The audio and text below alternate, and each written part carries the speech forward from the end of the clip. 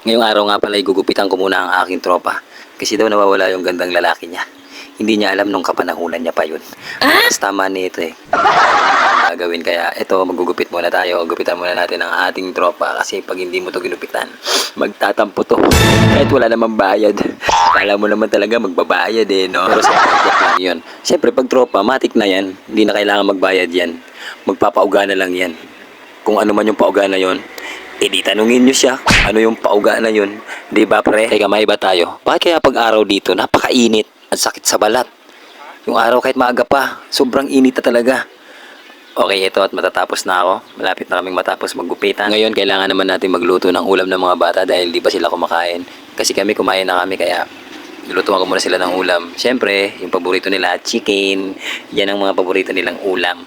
Chicken, itlog, hotdog, chicken, itlog, hotdog, paulit.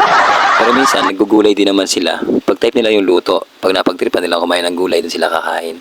Pero mas lamang pa rin talaga yung manok, itlog, hotdog, manok, itlog, hotdog. Yan talaga. Bade, silipin ko muna pala yung damit kong nilaban. Titingnan ko kung tuyo na. Kasi wala na akong damit talaga. Visit. Misa kasi nakakatamad na eh.